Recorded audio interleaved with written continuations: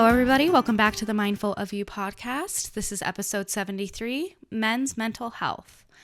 So last week when I was chatting with you guys, I told you I don't know what we're talking about yet next week, but hopefully something lighter. I lied. This isn't that much lighter, but we'll try and keep it light in the ways that we can and give it also the respect it deserves. So first I want to acknowledge that I am a woman talking about men's mental health. So there's obviously things about men that I won't and can't fully understand. But I've talked to some men and I've also recognized that, you know, as humans, there's a lot of overlap between us. We are allowed to share worlds, to share suffering, even if our experiences don't align to each other's exactly. So with that, this is what I wanted to talk about. I thought to talk about this for a couple of reasons. I just found out it was Men's Mental Health Month, like last week. I also have been taking a 7-week rapid fire intro to counseling course at UVU from a very experienced psychologist. He's been a therapist for 26 years, and right now he specifically works with men primarily.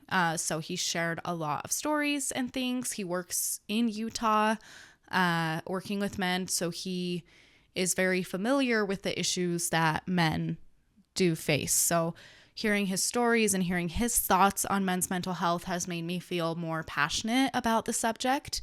And so here we are.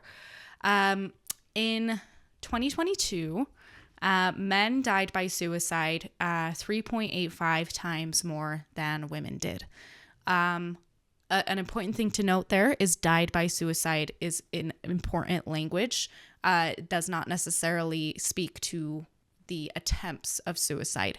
So the attempts of suicide, I believe, I didn't find a stat on this, are pretty similar between genders.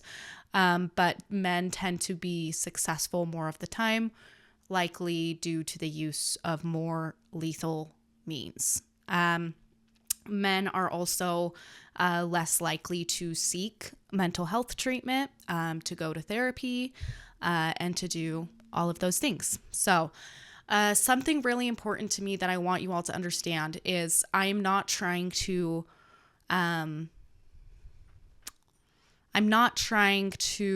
minimize the suffering and experiences that women face from being women. And overall, I think that we're all just human, and not every aspect of suffering or mental health problems comes from our biological sex or our gender.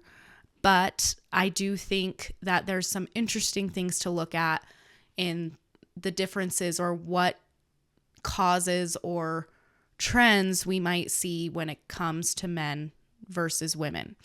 But overall, I think we all have hard things that we face. And women have been getting a lot of attention lately, and that's not a bad thing. I think women went a long time suffering in silence. I just don't want to see the script flip and have men suffer in silence, while women are getting the help and the attention they need. As humans, I want us all to be able to get mental help if it's necessary, and also to feel validated in our experiences in our particular gender. So, that being said, I just wanted to talk about some of the things that men shared with me as I was prepping to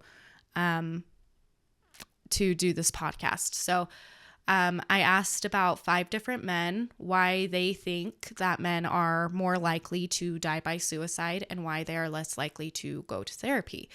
One of them mentioned that they don't know if their experience is because they're a man or if it's because they're just a human. And I think that's totally valid.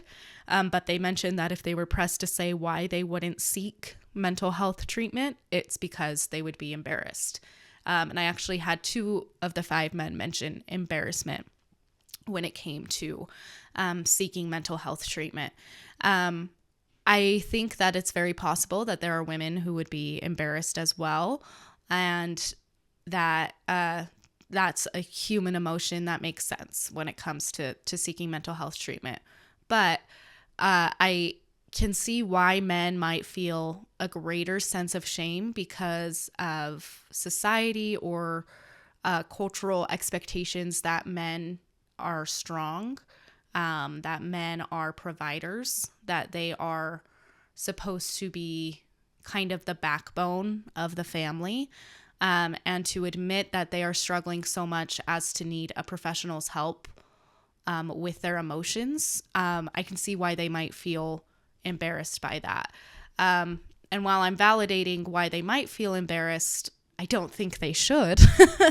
I think people needing help is so natural, and doesn't matter what your gender is. You should feel like you can seek help, and that if you need help, you should go get it. But for some reason, a lot of men aren't feeling that way. It makes them uncomfortable to feel weak. And as women, we can sit around all day and say, you don't need to feel that way. You don't need to feel like you're weak, like it's okay to go and seek help. But we also need to look at the expectations we are putting on our men that make them feel like they can't be weak. Are we expecting them to always be the strong one? Are we always consistently leading on them to fulfill our needs, to fix our emotions? And so they feel like they can't show weakness or else we'll fall apart. It's just something interesting to think about. I also talked to a man who happens to be a doctor, and he mentioned that women tend to have more health problems when they're younger, because when we start our menstrual cycles and things like that, more things tend to start to go wrong.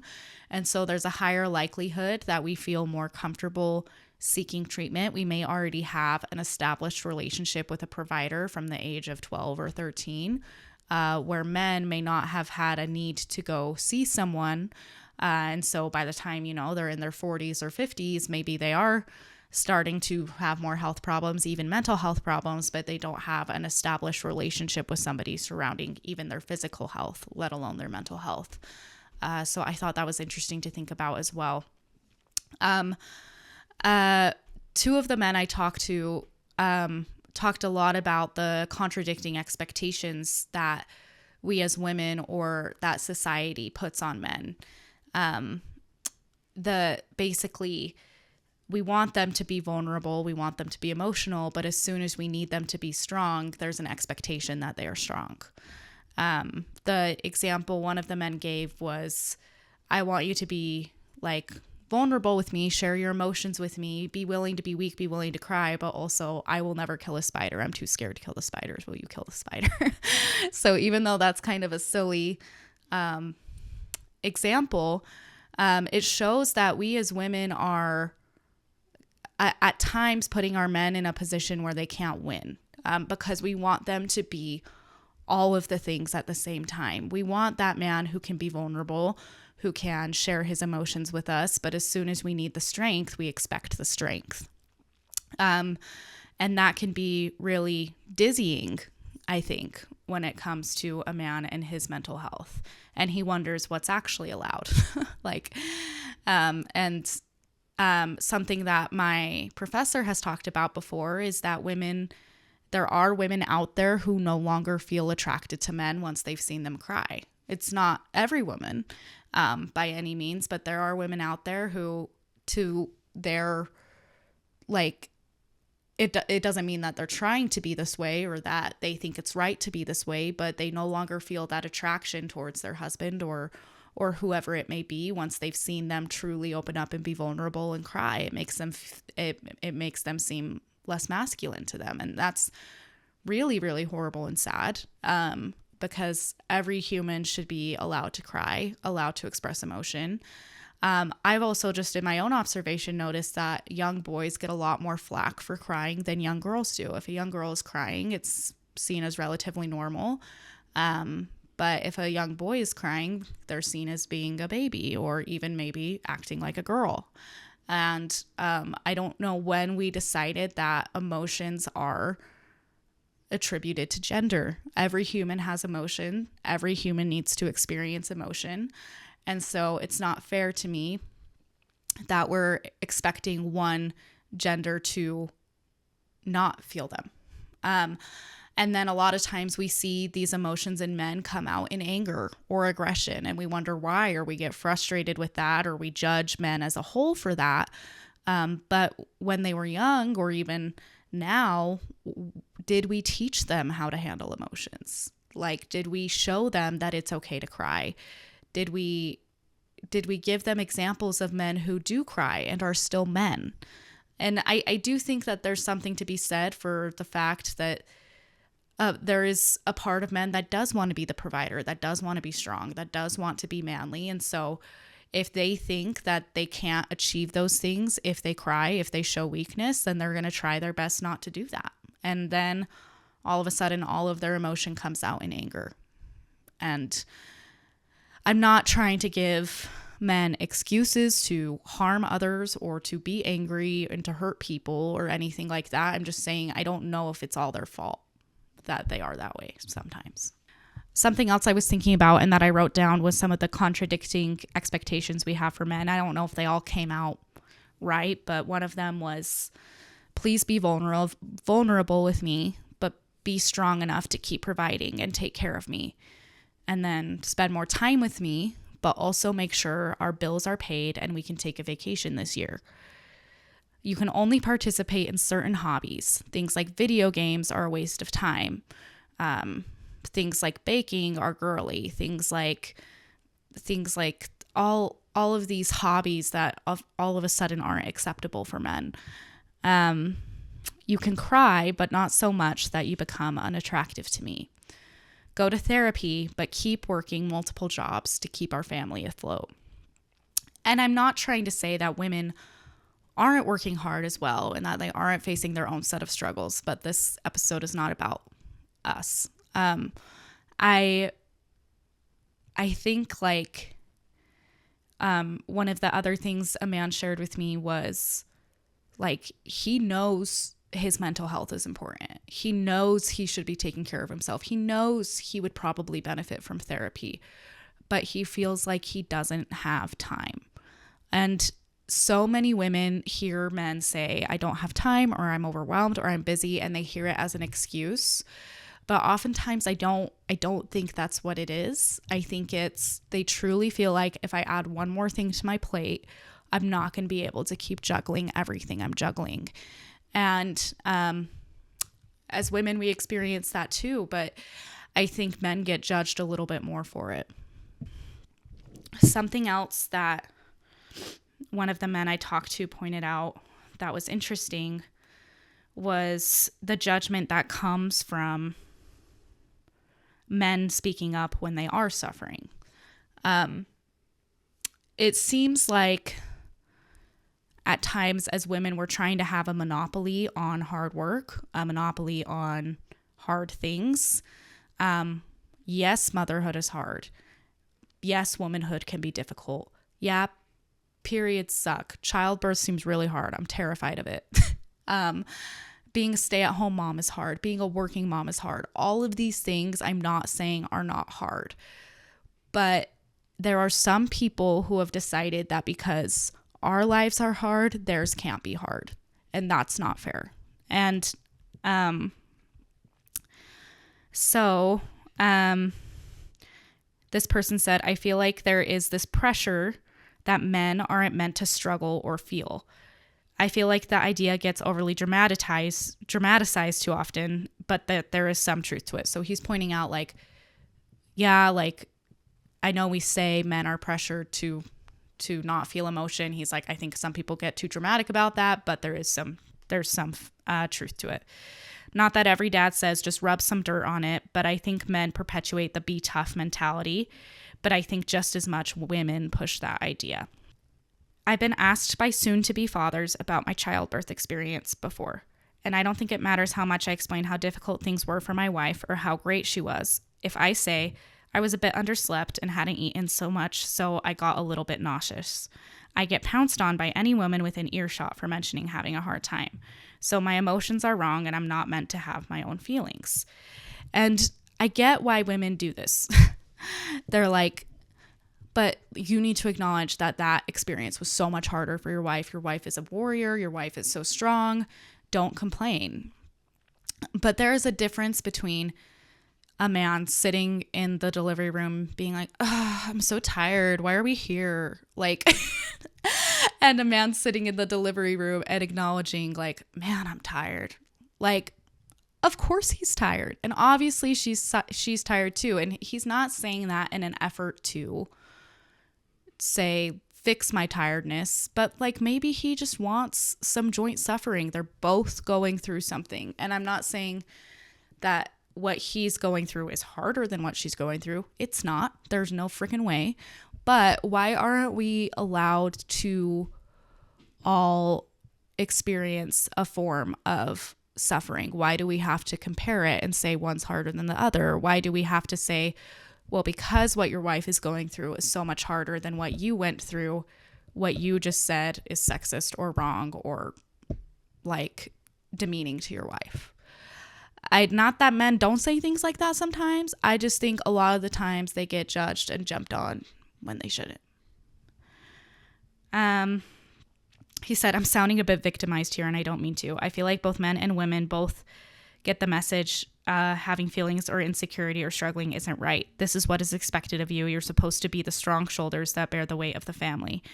How do I go to someone and tell them my insecurities and strugglings before when I've been told by others that those things are wrong for me to feel?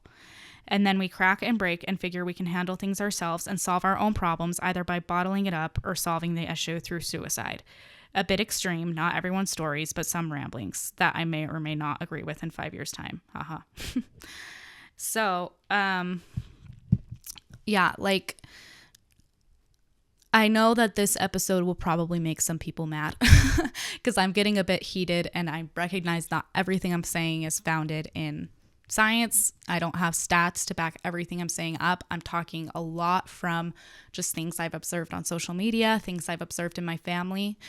But I've even observed it in my own marriage. I went through a phase where I was like, I want to make sure I'm treated fairly. I want to make sure that my husband recognizes that the household is not just my responsibility, that it's his responsibility too.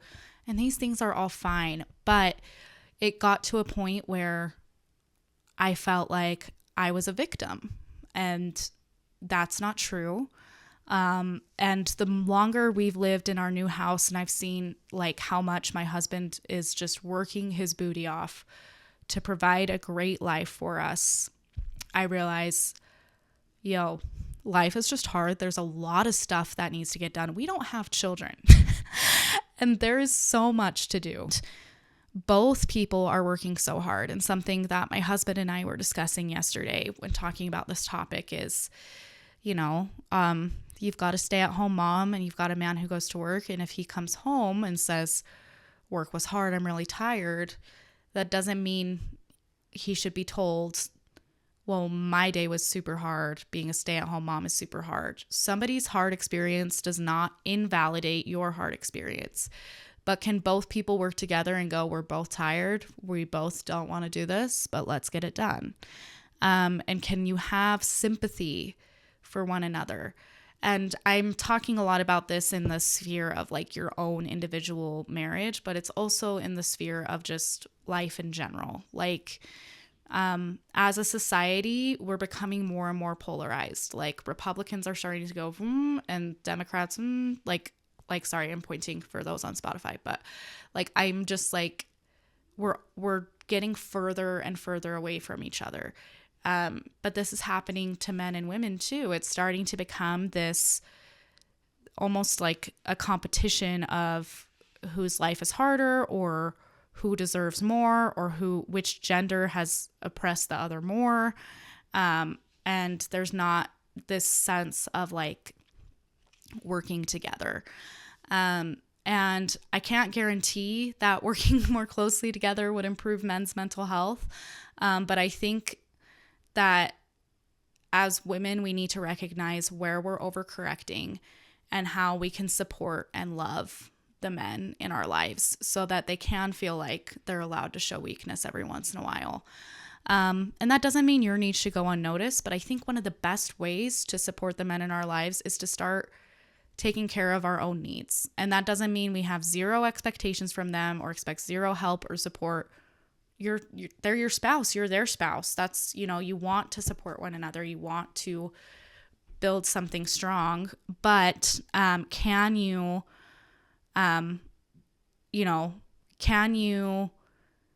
handle your emotions for a night when you're having a bad day if your husband is busy working? Or can you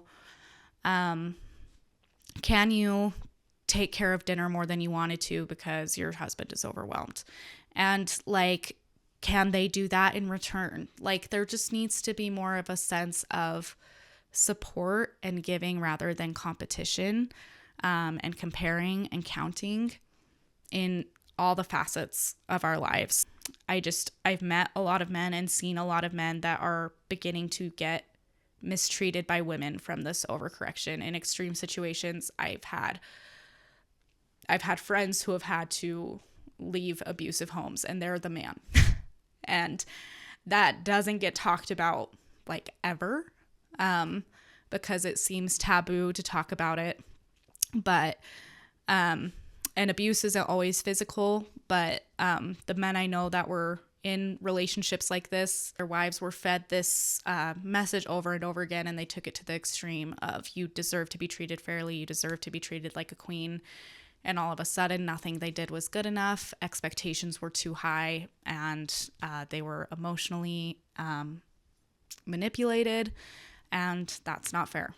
And I hope that women out there don't feel invalidated. If you've been mistreated by a man, I believe you, and I'm so sorry. But there could be another man or other men who have done nothing wrong.